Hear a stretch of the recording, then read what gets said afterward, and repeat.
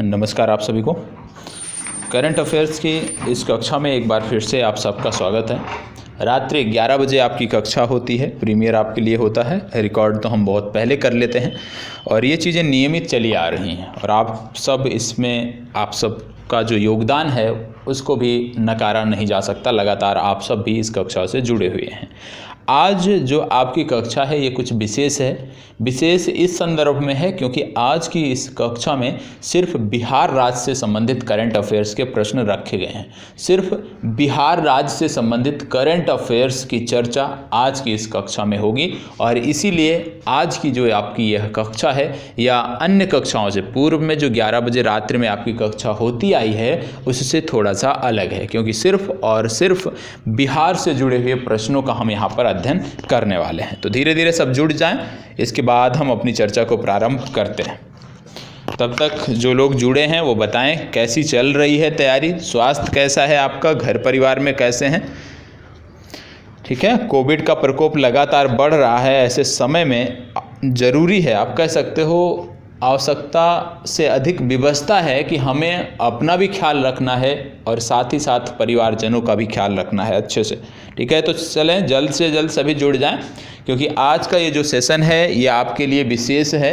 विशेष क्यों है मैंने पूर्व में बताया, फिर से बता दे रहा हूँ। विशेष इसलिए है क्योंकि आज के इस सेशन में हम जो चर्चा करने वाले हैं वो सिर्फ और सिर्फ बिहार के करंट अफेयर्स की करने वाले हैं, जिसकी मांग पिछले कई दिनों से आ रही थी, जिसकी मांग पिछले कई दिनों से आपके द्वारा की जा रही थी। तो चलिए एक एक करके अब हम प्रश्नों को देख लेते हैं। समय हमारा निर्धारित है, तो उम्मीद करता हूं कि जो भी छात्र जागरूक होंगे, जो भी छात्र समग्रता से अध्ययन कर रहे होंगे, जिनको ज़रूरत होगी करंट अफेयर्स की, वो अपने समय पर अपनी उपस्थिति दर्ज कराते होंगे। जो विलंब से आ रहे हैं, निश्चित रूप से कुछ लोगों का ऐसा होता ही है और वो हर जगह विलंब करते हैं, यहाँ तक कि जब परीक्षा हाल में जाते हैं वहाँ भी विलंब से पहुँचते हैं। ठीक है, तो विलंब वाले जो छात्र हैं थोड़ा सा रेगुलर हो जाइए, नहीं तो यही आदत बनी रहेगी तो आगे समस्या होगी। हो सकता है शादी में भी विलंब हो जाए, तो ऐसा ना हो, तो इसलिए ज़रूरी है कि नियमित रहें। समय यदि किसी चीज़ का निर्धारित है तो उस समय पर उपस्थित होने का पूरा प्रयास किया करें।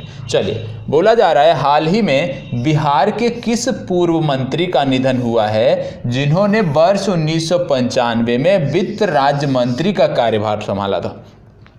आपसे पूछा जा रहा है बिहार के किस मंत्री का निधन हाल ही में हुआ है जिन्होंने वर्ष 1995 में वित्त राज्य मंत्री का कार्यभार संभाला था, ये आपको बताना है। चलें बताएं किसका निधन हाल ही में हुआ है जिन्होंने वित्त राज्य मंत्री का कार्यभार संभाला था, ये आपको बताना है। और आपके विकल्प यहाँ पे हैं हरि नारायण सिंह, सदानंद सिंह, रघुवंश प्रसाद सिंह, खालिद रशीद। इनमें से कौन से हैं ये आपको बताना है। यदि इनमें से कोई नहीं है तो आप ई विकल्प की तरफ जा सकते हैं, ई विकल्प का चुनाव कर सकते हैं। तो चलें बताएं इनमें से कौन सा सही है, आपको बताना है। इन 4 विकल्पों में से कौन सा सही है, चले जवाब दीजिए। किस मंत्री का, पूर्व मंत्री का निधन हुआ है जिन्होंने वित्त राज्य मंत्री के रूप में कार्य किया वर्ष 1995 से वर्ष 2000 तक। आपको बता दें वर्ष 1985 से लेकर वर्ष 1990 तक इनका कार्यकाल रहा और फिर वर्ष 1995 से वर्ष 2000 तक इनका प्रारंभिक कार्यकाल रहा। और इस दौरान, इस कार्यकाल के दौरान ये मंत्री के पद पर भी थे। और यहाँ पर बात हो रही है हरि नारायण सिंह। हरि नारायण सिंह भोजपुर से चुनाव जीतते आ रहे थे। हरि नारायण सिंह की बात हो रही है, आरजेडी से जुड़े हुए थे। अब यहाँ पे हमने बात किया कि किस मंत्री की, मतलब या तो वो विधानसभा सदस्य थे क्योंकि चुनाव जीत कर आए हैं तो विधानसभा सदस्य रहे होंगे। अब यदि हम बात कर लें कि बिहार से कुल कितनी विधानसभा की सीटें हैं, तो आपको पता होना चाहिए बिहार में कुल 243 विधानसभा की सीटें हैं। बिहार में 75 विधान परिषद की भी सीटें हैं, यह भी आपको पता होना चाहिए। यदि हम बिहार के राजकीय चिन्ह की बात कर लें तो आपको पता होना चाहिए बोधि वृक्ष यहाँ का राजकीय चिन्ह है, ये इसकी भी जानकारी आपको होनी चाहिए। ठीक है, तो इस प्रश्न से इतनी जानकारी। बढ़ते हैं अगले प्रश्न पर और देखते हैं दूसरा प्रश्न किस प्रकार से है। चलिए दूसरा प्रश्न, दूसरा प्रश्न कह रहा है हाल ही में बिहार में राज्य सरकार द्वारा बिहार डायरी 2022 एवं कैलेंडर 2022 निकाला गया है, यह किस विभाग द्वारा तैयार किया गया है। मतलब बिहार राज्य सरकार ने जो कैलेंडर निकाला है, बिहार राज्य सरकार ने ये जो डायरी दी है, इसमें किस विभाग द्वारा इसको तैयार किया गया है। शिक्षा विभाग, सूचना एवं जनसंपर्क विभाग, वित्त विभाग, मुख्यमंत्री कार्यालय या इनमें से कोई नहीं। चलिए बताइए। आपको बता दें कि पिछले दिनों मुख्यमंत्री नीतीश कुमार ने इसका आप कह सकते हो लोकार्पण किया, और विशेष रूप से ये जो डायरी है इसमें बिहार में आने वाले प्रवासी पक्षियों का डेटा है। बिहार में प्रवासी पक्षी जो आते हैं वो किस ताल में आते हैं, या किस पक्षी अभ्यारण्य में आते हैं, या किस वन्य जीव अभ्यारण्य में आते हैं, उनमें से कुछ की चर्चा की गई है। बिहार के कुछ जलप्रपातों की चर्चा आपको इसमें देखने को मिलेगी। बिहार के कुछ गर्म जल स्रोतों की चर्चा इसमें की गई है। तो ये सारी जानकारी आपको इस पुस्तक में मिलेगी, और कहीं ना कहीं इसका उद्देश्य है कि बिहार में पर्यटन का जो विकास है उसको किया जाए, बिहार के जो पर्यटन स्थल हैं उसके बारे में लोगों को बताया जाए, और इसी को ध्यान में रखते हुए यह निकाला गया है। और इसको निकाला है सूचना एवं जनसंपर्क विभाग द्वारा। बी विकल्प आपका सही उत्तर है, सूचना और जनसंपर्क विभाग द्वारा। अब जैसे मैंने आपको बताया कि बिहार में इसके माध्यम से बिहार में जो बहुत सारे झील हैं, बहुत सारे जो पक्षी अभ्यारण्य हैं जहाँ पे प्रवासी पक्षी आते हैं, उनका डेटा यहाँ पे दिया गया, उनके बारे में कुछ जानकारियाँ दी गई हैं। तो आपको बता दें कि बिहार के कुछ वाइल्ड लाइफ सेंचुरी या पक्षी अभ्यारण्य हैं जो आपको पता होना चाहिए। जैसे आपसे पूछा जा सकता है कि भीम बांध वाइल्ड लाइफ सेंचुरी आपको कहाँ पर देखने को मिलेगा। दूसरा आपसे पूछा जा सकता है Gautam Buddha wildlife century आपको कहाँ पर देखने को मिलेगा, ये आपको पता होना चाहिए। तीसरा आपसे पूछा जा सकता है कि कांवर झील पक्षी अभ्यारण्य आपको कहाँ पर मिलेगा। तीसरा आपसे पूछा जा सकता है नांगी डैम पक्षी अभ्यारण्य आपको कहाँ पर मिलेगा। ये सारी चीज़ें आपसे पूछी जा सकती हैं। तो यहाँ पर जब आप इस तरह का कुछ भी पढ़ते हैं तो उससे रिलेट करके जो भी अन्य तथ्य हैं उसको आपको नोट करना चाहिए। अब पहला है भीम बांध वाइल्ड लाइफ सेंचुरी। भीम बांध वाइल्ड लाइफ सेंचुरी की यदि हम बात करें तो यह आपके मुंगेर में देखने को मिलता है। जिनको नहीं पता है नोट कर लीजिएगा, भीम बांध वाइल्ड लाइफ सेंचुरी मुंगेर। दूसरा है Gautam Buddha wildlife sanctuary, और Gautam Buddha wildlife sanctuary की यदि हम बात करें तो ये आपको गया में देखने को मिलेगा, कंवर ताल की बात यदि हम करते हैं, ये तो सबको याद आना चाहिए। यदि कोई कंवर ताल के बारे में किसी को नहीं पता है तो निश्चित रूप से आपकी जो तैयारी है वो बहुत ही निम्न स्तर पर है, यदि आप बिहार राज्य की तैयारी कर रहे हैं। और कंवर ताल की यदि हम बात करें पक्षी अभ्यारण्य की, तो ये बेगूसराय में देखने को मिलता है, बेगूसराय से संबंधित है। नागी डैम की बात करें, नागी डैम पक्षी अभ्यारण्य की बात करें तो ये आपको जमुई में देखने को मिलता है, इसको भी नोट कर लीजिएगा। नागी डैम कहाँ पे देखने को मिलता है? जमुई में देखने को मिलता है। ठीक है, तो पहला हो गया मुंगेर में भीम बांध wild life sanctuary, Gautam Buddha wildlife century गया में हो गया, कंवर झील हो गया बेगूसराय में, नागी डैम हो गया जमुई में, इसको आपको नोट कर लेना है। ठीक है, चलिए बढ़ते हैं आगे और देखते हैं अगला प्रश्न। इसको बताएं, हाल ही में 14 मई को राष्ट्रीय मल्ल युद्ध चैंपियनशिप में बिहार के किस खिलाड़ी ने स्वर्ण पदक जीता है? चले बताएं। यहाँ पे बात हो रही है मल्ल युद्ध चैंपियनशिप, और इस खेल को बोलते हैं ग्रिपलिंग। ठीक है, इंग्लिश में इस खेल को बोलते हैं ग्रिपलिंग, ये आपको पता होना चाहिए। ठीक है, ग्रिपलिंग, और हिंदी में इसको बोलते हैं मल्ल युद्ध। तो राष्ट्रीय मल्ल युद्ध चैंपियनशिप जो हुई थी, इसमें बिहार के किस खिलाड़ी ने स्वर्ण पदक प्राप्त किया है आपको बताना है। सबसे पहले जब इस तरह का कोई आयोजन होता है तो हमें यह जानना जरूरी होता है कि यह आयोजन कहाँ पर हुआ है, राज्य में हुआ है या राज्य से बाहर हुआ है। तो इस प्रश्न के लिए आपको बता दें सबसे पहले कि ये जो ग्रिपलिंग चैंपियनशिप या मल्ल युद्ध चैंपियनशिप हुआ है, ये हुआ है महाराष्ट्र में। ठीक है, महाराष्ट्र में हुआ है। अब महाराष्ट्र में हुआ है तो महाराष्ट्र तो आपकी परीक्षा के लिए महत्वपूर्ण है ही, साथ ही साथ क्योंकि बिहार के खिलाड़ी ने स्वर्ण पदक जीता है इसलिए बिहार भी आपकी परीक्षा के लिए महत्वपूर्ण हो जाता है। आपको बता दें कि इस चैंपियनशिप में बिहार का जो स्थान है वो रहा है तीसरा। पहले स्थान पे महाराष्ट्र, दूसरे स्थान पर राजस्थान और तीसरे स्थान पर बिहार रहा है, ये आपको पता होना चाहिए। पहले पे महाराष्ट्र, दूसरे पे राजस्थान, तीसरे पे बिहार रहा है, ये आपको पता होना चाहिए। यहाँ पे बात हो रही है किस खिलाड़ी ने स्वर्ण पदक जीता, तो इनका नाम है लोकेश कुमार। इन चारों खिलाड़ियों में से ये नाम है लोकेश कुमार और विशेष रूप से ये बेतिया के निवासी हैं, ये भी आपको पता होना चाहिए। ठीक है, चलिए आगे बढ़ते हैं, इसको बताएं।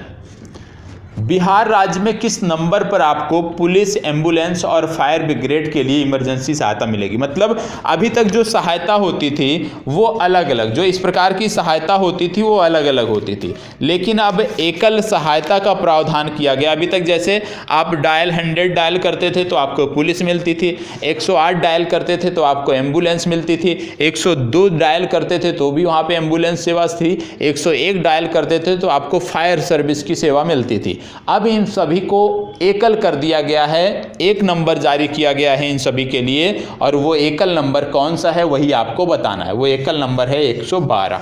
ठीक है, आगे अभी ये प्रारंभ नहीं हुआ है, आगे के कुछ दिनों में ये प्रारंभ हो जाएगा और 112 नंबर के माध्यम से आप सभी सेवाओं का लाभ ले सकते हैं। अब बिहार की जब हम बात कर रहे हैं तो बिहार में बहुत सारे मेले भी होते हैं, बहुत सारे उत्सव होते हैं बिहार से संबंधित जो हमारी परीक्षाओं में पूछे जाते हैं। जैसे कि एक आपका होता है मलमास मेला, पहला आपका आता है मलमास मेला। ठीक है, पूछा जा सकता है मलमास मेला कहाँ पर लगता है। दूसरा आपसे पूछा जा सकता है वासी मेला, जिसको पता है कमेंट बॉक्स में बोलेंगे वासी मेला। और तीसरा आपसे पूछा जा सकता है हरदी मेला।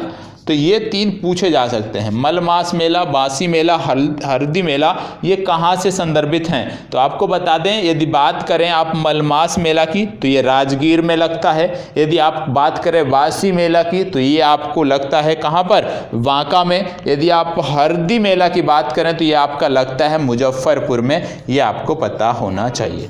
ठीक है, और मुजफ्फरपुर की शाही लीची आपको याद रखनी है हमेशा हमेशा के लिए। चलिए आगे बढ़ते हैं, इसको बताएं। हाल ही में चर्चा में रही कंवरताल झील कहाँ पर स्थित है। कंवरताल झील अभी मैंने आपको बताया था, अभी 2 प्रश्न पहले कंवरताल झील की चर्चा हुई थी। बताएं, हाल ही में चर्चा में रही कंवरताल झील कहाँ पर स्थित है, ये आपको बताना है। देखो, सबसे पहली बात, यदि करंट अफेयर्स पसंद आता होगा तो एक लाइक अवश्य करना चाहिए। नहीं आता है, कमियों को आप बताएं कि सर ये कमी है, इस वजह से इसको हम नहीं देखना चाहते हैं, कमियों को आप बताएं, उसको दूर करने का प्रयास किया जाएगा। ठीक है, और यदि कमी नहीं है तो आपको हूबहू इसको याद रखना है, रटने का भी प्रयास करना है और लाइक अवश्य करना है। चलें बताएं, हाल ही में चर्चा में रही कंवरताल झील कहाँ पर स्थित है। आपको पता होगा, कंवरताल के बारे में यदि हम बात करें तो वर्ष 2020 में बिहार का पहला रामसर स्थल घोषित किया गया था। इसे वर्ष 2020 में कंवरताल को बिहार का पहला रामसर स्थल घोषित किया गया था। सबसे पहली बात तो ये पता होना चाहिए आपको। दूसरी बात, जब हम बात करते हैं कंवरताल की तो आपको पता होना चाहिए कि जब कंवरताल की बात होती है तो कंवरताल एक रामसर साइट भी है, ये भी आपको पता होना चाहिए। जैसे कि मैंने बोला 2020 का पहला रामसर साइट है ये बिहार का, जो घोषित किया गया था। और जब रामसर साइट की बात होती है इसका मतलब होता है वेटलैंड या आर्द्र भूमि या नम भूमि है ये। ठीक है, और इसके साथ साथ आपको यह भी पता होना चाहिए कि कंवरताल जो है वो एशिया का सबसे बड़ा गोखुर झील है, ये आपको पता होना चाहिए। ठीक है, एशिया का सबसे बड़ा गोखुर झील है, ये भी आपको पता होना चाहिए। और यदि आपसे पूछ लिया जाए कि कौन सी नदी है, क्योंकि गोखुर झील है तो निश्चित रूप से नदी से बना होगा। ठीक है, या तो आपको समुद्र के किनारे देखने को मिलता है, तो यदि नदी से बना है तो वो कौन सी नदी है जो गोखुर झील के लिए जिम्मेदार है, तो आपको बता दें वो नदी है गंडक, इसको भी याद रखना है। और हम बात कर रहे हैं बेगूसराय की, तो ये कहाँ पर है, ये आपको बेगूसराय में देखने को मिलता है। ए विकल्प आपका सही उत्तर है। ठीक है, चलिए इसी के साथ साथ कुछ अन्य झील आपको पता होना चाहिए। जैसे अनुपम झील यदि आपसे पूछ लिया जाए कि अनुपम झील आपको कहाँ पर देखने को मिलती है, तो आपको बताना पड़ेगा अनुपम झील कहाँ पर देखने को मिलती है। दूसरा, यदि आपसे पूछ लिया जाए कुशेश्वर स्थान झील, कुशेश्वर स्थान झील, तो आपको बताना पड़ेगा ये कहाँ पर है, और पूछे जाते हैं, ये सारे के सारे पूछे जाते हैं। तीसरा, यदि हम बात करें तो गोगाबिल आप जानते ही होंगे, गोगाबिल, इसका भी नाम आपको याद आना चाहिए, गोगाबिल। अब ये कहाँ से हैं, संबंधित हैं, ये भी आपको पता होना चाहिए। जैसे यदि हम अनुपम झील की बात करें तो ये आपको देखने को मिलेगा कैमूर में। कुशेश्वर स्थान झील की बात करें देखने को मिलेगा दरभंगा में। यदि हम गोगाबिल की बात करें तो गोगाबिल आपको देखने को मिलेगा कटिहार में। इतनी जानकारी आपको इस प्रश्न से होनी चाहिए। ठीक है, चलिए आगे बढ़ते हैं। हाल ही में इंडियन मेडिकल एसोसिएशन का 96वां राष्ट्रीय अधिवेशन 2021 में कहाँ आयोजित किया गया था, बताएं। 96वां अधिवेशन इनका कहाँ आयोजित किया गया था, ये आपको बताना है। 4 स्थान दिए हुए हैं और आपको पता होगा कि मुख्यमंत्री नीतीश कुमार ने इसका आप कह सकते हो उद्घाटन किया था, सीएम द्वारा इसका प्रारंभ किया गया था। और ये कहाँ पर किया गया था आपको बताना है। तो इसका सही उत्तर है पटना। इसका जो उद्घाटन है सीएम द्वारा पटना में किया गया था। और डॉक्टर सहजानंद प्रसाद सिंह का नाम याद रखना है। और डॉक्टर सहजानंद प्रसाद सिंह को यहाँ पे IMA का राष्ट्रीय अध्यक्ष भी चुना गया था, यह भी आपको पता होना चाहिए। इसको बताएं। हाल ही में बिहार सरकार ने किस विभाग के लिए पहली बार ड्रोन खरीदने का फैसला लिया है? किस विभाग के लिए ड्रोन खरीदने का फैसला लिया है बिहार राज्य सरकार ने, ये आप बताएं। चलो बताएं, बिहार राज्य सरकार ने किसके लिए ड्रोन खरीदने का फैसला लिया है? चलिए जवाब दीजिएगा। किसके लिए ड्रोन खरीदने का फैसला लिया है? स्वास्थ्य विभाग, वन विभाग, पुलिस विभाग, गृह मंत्रालय या इनमें से कोई नहीं? किसके लिए यह खरीदने का फैसला लिया है, बताएं। किसके लिए यह खरीदने का फैसला लिया है? देखो, इसका सही उत्तर होगा सी विकल्प, पुलिस विभाग। ये फैसला जो लिया गया है वो पुलिस विभाग के लिए लिया गया है। आपको शायद पता होगा, बिहार से यदि हम आपसे पूछ लें, जिनको पता है कमेंट बॉक्स में बताएं, पता होना चाहिए। बिहार का क्षेत्रफल की दृष्टि से सबसे बड़ा जिला कौन सा है? बिहार का क्षेत्रफल की दृष्टि से सबसे छोटा जिला कौन सा है? बिहार का सबसे पूर्वी जिला कौन सा है? बिहार का सबसे पश्चिमी जिला कौन सा है? बिहार का सबसे उत्तरी जिला कौन सा है? और बिहार का सबसे दक्षिणी जिला कौन सा है? ये 6 प्रश्न आपसे पूछे गए हैं, 6 के आपको जवाब देने। बिहार का सबसे बड़ा जिला, बिहार का सबसे छोटा जिला क्षेत्रफल की दृष्टि से, बिहार का सबसे उत्तरी जिला, बिहार का सबसे दक्षिणी जिला, बिहार का सबसे पूर्वी जिला और बिहार का सबसे पश्चिमी जिला। ये आपसे मेरा प्रश्न है, इसका जवाब आप सभी को देना है, अनिवार्य रूप से देना है। इसको बताएं। हाल ही में मुख्यमंत्री नीतीश कुमार ने किस स्थान से बिहार में समाज सुधार अभियान की शुरुआत की है? समाज सुधार अभियान की शुरुआत हाल ही में कहां से मुख्यमंत्री नीतीश कुमार ने की है, आपको बताना है। तो चलें बताएं, मुख्यमंत्री नीतीश कुमार ने कहां से समाज सुधार अभियान की शुरुआत की है, आपको बताना है। पटना, बेगूसराय, मोतिहारी, आरा। ये आयोजन 22 दिसंबर 2021 को किया गया था और आपको पता होना चाहिए कहां से किया गया था, क्योंकि बिहार की घटना है तो निश्चित रूप से आपको पता होना चाहिए। और यहाँ पे तब तक आप सोचें, तब तक मैं कुछ फैक्ट बता देता हूँ जो आपको पता होना चाहिए। जैसे आपसे पूछ लिया जाए प्रथम राज्यपाल कौन है, तो प्रथम राज्यपाल हैं जयराम दास दौलत राम, बिहार के, ये आपको पता होना चाहिए। प्रथम मुख्यमंत्री यदि आपसे पूछ लिया जाए, डॉक्टर श्री कृष्ण सिंह, आपको याद रखना है, बिहार के प्रथम मुख्यमंत्री के रूप में। यदि आपसे पूछ लिया जाए बिहार के प्रथम मुस्लिम राज्यपाल कौन है, तो डॉक्टर जाकिर हुसैन का नाम आपको याद रखना है। यदि आपसे पूछ लिया जाए कि बिहार के प्रथम मुस्लिम मुख्यमंत्री कौन है, तो अब्दुल गफूर का नाम आपको याद रखना है। यदि आपसे पूछ लिया जाए बिहार के पहले दलित मुख्यमंत्री कौन है, तो आपको भोला पासवान शास्त्री का नाम याद रखना है। यदि आपसे पूछ लिया जाए बिहार की पहली महिला मुख्यमंत्री कौन है, तो राबड़ी देवी का नाम आपको याद रखना है। और इसका सही जवाब है मोतिहारी, सी विकल्प इसका सही उत्तर है।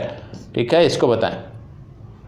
हाल ही में बिहार पुलिस द्वारा किस मोबाइल ऐप की शुरुआत की गई है? बिहार पुलिस द्वारा किस मोबाइल ऐप की शुरुआत की गई है, आपको बताना है, बताएं। किस मोबाइल ऐप की शुरुआत की गई है, और विशेष रूप से इस मोबाइल ऐप की शुरुआत अपराधियों का डेटा जो है वो आम आदमी भी देख सके, आम आदमी भी जान सके अपराधियों के बारे में, इसके लिए इस मोबाइल ऐप की शुरुआत की गई है। और निश्चित रूप से इसका फ़ायदा आम आदमी को भी होगा और साथ ही साथ प्रशासन को भी होगा। तो ये ऐप किसने लॉन्च किया है ये आपसे पूछा जा रहा है, तो बताएं इस ऐप को किसके द्वारा लॉन्च किया गया है, सॉरी क्या नाम है इसका, ये आपको बताना है। चक्र, मानस मोबाइल ऐप, हरणी app, call your cop app. देखो कॉल योर कैप ऐप, इसके बारे में मैंने बताया था कि ये पूर्वोत्तर भारत के एक राज्य से संबंधित है। वो राज्य कौन सा होगा ये पहली बात आप कमेंट बॉक्स में बताओगे। ये पूर्वोत्तर भारत के एक राज्य से संबंधित है और इस सवाल का सही जवाब है चक्र। ठीक है, ए विकल्प सही उत्तर है। बिहार राज्य सरकार ने चक्र नामक ऐप डाउनलोड करने के लिए बोला है आम पब्लिक को। इसके माध्यम से आप अपराधियों का डेटा प्राप्त कर सकते हैं। नॉर्थ बिहार हॉर्टिकल्चर सोसाइटी द्वारा हाल ही में पुष्प प्रदर्शनी का आयोजन कहाँ किया गया? हाल ही में पुष्प प्रदर्शनी का आयोजन कहाँ किया गया? पटना, दरभंगा, आरा या नवादा? बताएं। चलें, इसका कौन सा सही होगा आपको बताना है। इसका जिला वही होगा जिस जिले में कुशेश्वर स्थान पक्षी अभ्यारण्य स्थित है। जिस जिले में कुशेश्वर स्थान पक्षी अभ्यारण्य स्थित है वही जिला इस प्रश्न का सही उत्तर होगा।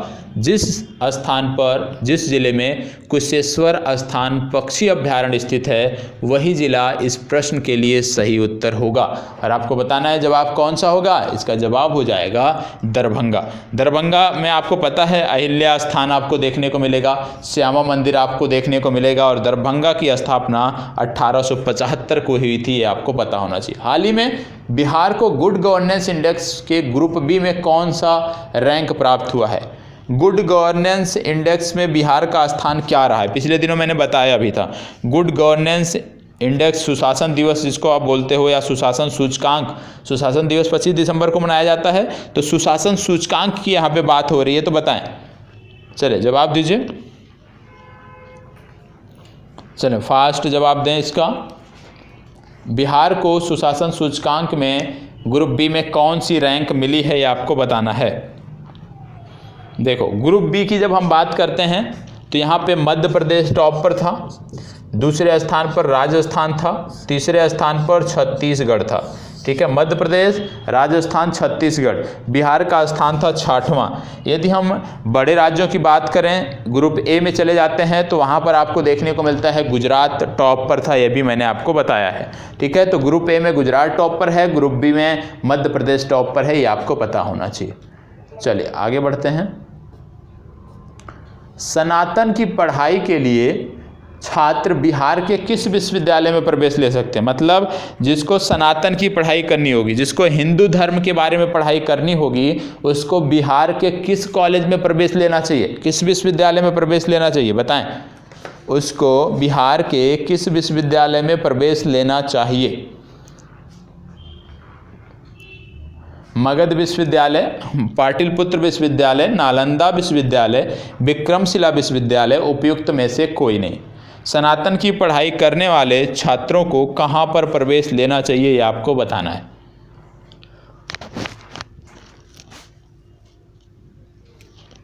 देखो इनमें से एक विश्वविद्यालय है जिसके द्वारा सनातन धर्म पर पढ़ाई के लिए, शोध के लिए एक कोर्स शुरू किया जा रहा है और उस विश्वविद्यालय का नाम है नालंदा विश्वविद्यालय। क्या नाम है? नालंदा विश्वविद्यालय। जब हम बात करते हैं नालंदा विश्वविद्यालय की तो आपको बख्तियार खिलजी का नाम याद आना चाहिए।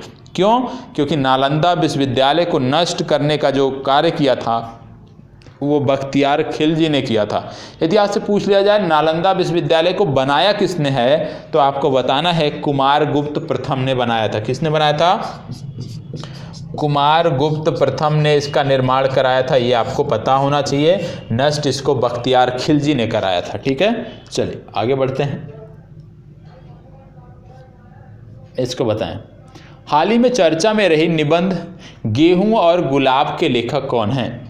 गेहूं और गुलाब एक निबंध है, इसके लेखक कौन हैं आपको बताना है। चलो आपको बता दें, ये जो कवि हैं, ये जो लेखक हैं, ये जो स्वतंत्रता सेनानी हैं, इनकी हाल ही में जयंती मनाई गई थी और इनकी 23 दिसंबर को 119वीं जयंती मनाई गई थी और ये बिहार से संबंधित हैं, बिहार के मुजफ्फरपुर से संबंधित हैं। बात हो रही है राम वृक्ष बेनीपुरी की और इनका नाम है राम वृक्ष बेनीपुरी और ये जो पुस्तक है, ये जो निबंध है, इन्हीं के द्वारा लिखी गई है। आपको बता दें, पतितों के देश में आपको इसके बाद आपको देखने को मिलेगा लाल तारा, चीता के फूल जैसे बहुत सारे संस्मरण और निबंध इनके द्वारा लिखे गए हैं। और इस बात हो रही है राम वृक्ष बेनीपुरी की, इनकी 119वीं जयंती मनाई गई और ये मुजफ्फरपुर से संबंधित है।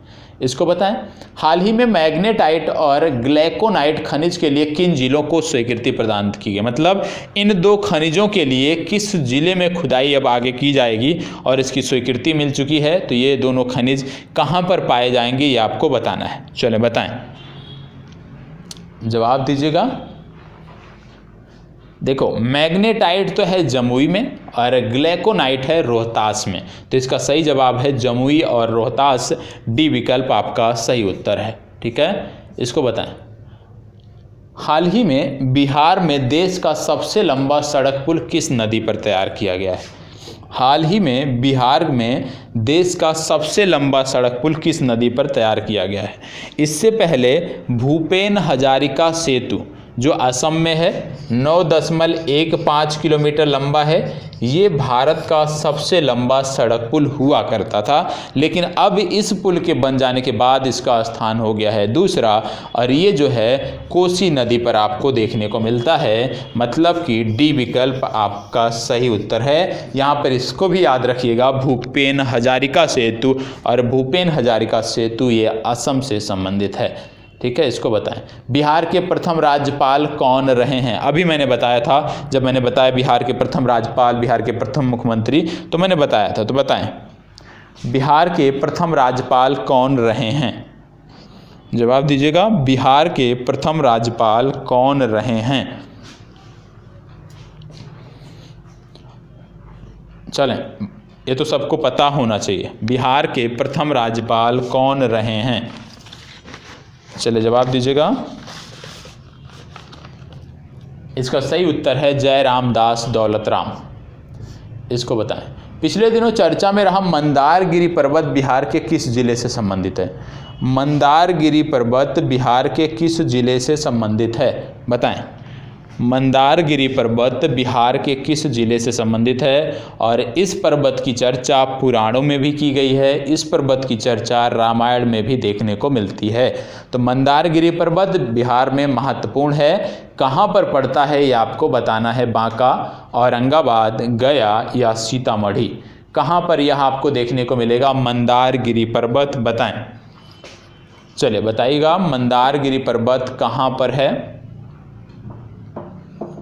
फास्ट जवाब दीजिए, मंदारगिरी पर्वत कहाँ पर देखने को मिलता है? ये देखने को मिलता है आपको बांका में। ए विकल्प आपका सही उत्तर है। ठीक है, चलिए आगे बढ़ते हैं।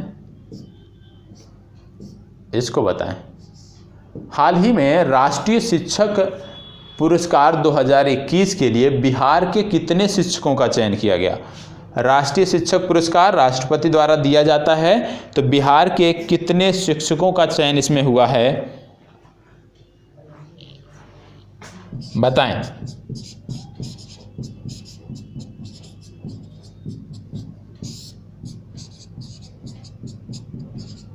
2 शिक्षक का नाम याद रखिएगा, हरिदास शर्मा, ये कैमूर के एक कॉलेज में पढ़ाते हैं, और दूसरी हैं चंदना दत्त, ये मधुबनी के एक कॉलेज में पढ़ाती हैं।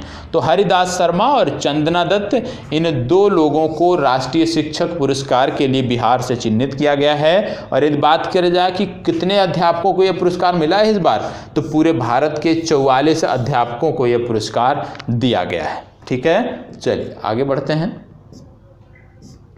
हाल ही में बिहार कृषि विश्वविद्यालय द्वारा पराली प्रबंधन के लिए किस मॉडल को पूरे राज्य में लागू करने का निर्णय लिया गया है? बिहार सरकार द्वारा किस सिस्टम को पूरे बिहार में लागू करने का निर्णय लिया गया है? और आपको बता दें, इस सिस्टम के अंतर्गत स्ट्रा बेलर नामक मशीन की सहायता से उच्च दबाव वाली जो प्रणाली होती है उसको कंप्रेस्ड करके बंडल बनाया जाता है, और जब कंप्रेस्ड करके उसको बंडल बनाया जाता है तो उसको विभिन्न दुग्ध उत्पादक समितियों को, किसानों को बेचा जाता है, क्योंकि इसका प्रयोग चारे के रूप में किया जाता है।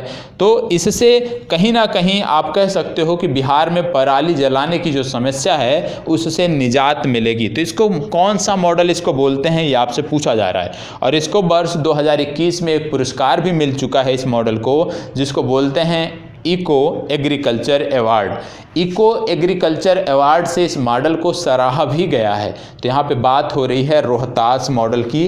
बी विकल्प आपका सही उत्तर है।